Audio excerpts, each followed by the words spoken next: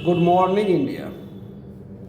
आज एक बहन का सवाल है कि मैं जब भी उपवास करता हूँ उस दिन भी मेरे पति मुझे संभोग के लिए कहते हैं, मैं क्या करूँ। बहुत अच्छा सवाल है। इस जगत में आप पत्नी के रूप में पहले पति की सेवा करें। हर प्राणी में परमात्मा का वास होता है। आपके पति में भी परमात्मा का वास है, आप में भी परमात्मा का वास है। और जितने भी जीव जंतु हैं जिसमें जीवन है, सभी में परमात्मा का वास होता है। अगर आपका पति ये चाहता है, उनकी इच्छा है संभोग करने की, तो सबसे पहले उनकी इच्छा पूरी करें। परमात्मा कभी ये नहीं कहता है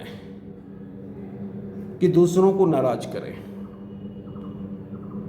और वो तो खुद आपका पति है, परमेश्वर है।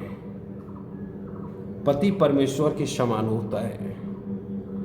इसीलिए पति के हर बात को आपको सुनना चाहिए, क्योंकि आपके पति में भी परमात्मा का वास होता है।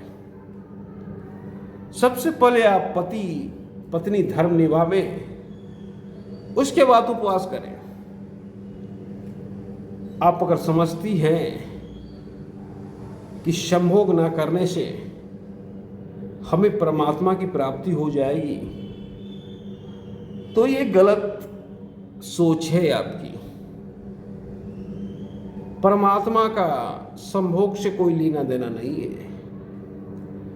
परमात्मा ये कहता है कि हर एक आदमी पहले अपना हर एक काम करे, उसी में परमात्मा खुश रहेगा। और उनकी पत्नी है और वो चाहते हैं कि संभोग करें, और आपकी भी इच्छा है तो करें। आपकी इच्छा नहीं है तो जबरन संभोग नहीं होता है। अगर आपकी इच्छा है तो ही किया जाए। पर आप ये जो समझते हैं कि संभोग करेंगे तो परमात्मा की प्राप्ति नहीं होगी, ये गलत बात है। आपके संभोग से परमात्मा को कुछ लेना देना नहीं है।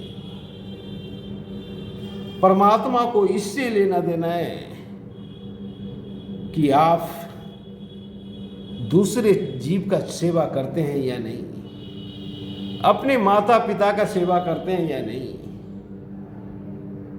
आप अपना काम करते हैं या नहीं। अगर ये सब चीज करते हैं तो प्रभु आपको मिलेगा, आपको प्रभु दर्शन देगा।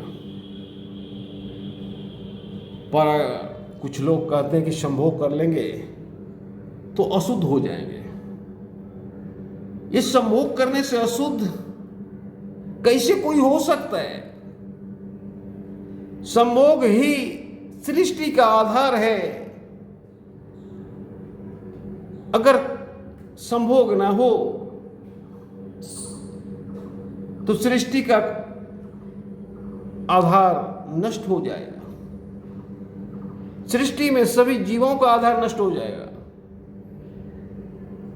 जब संभोग सृष्टि का आधार है तो संभोग कभी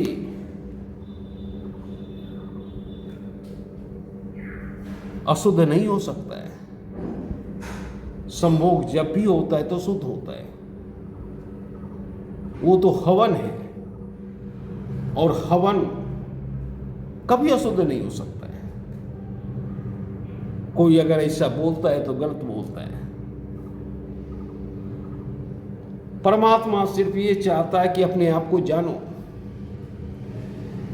अपने आप को पहचानो, हम किस कार्य के लिए तुझे भेजे, वो कार्य करो और उसी कार्य में तुझे प्रभु का दर्शन होगा, उसी कार्य में तुझे परमात्मा की प्राप्ति होगी। धन्यवाद।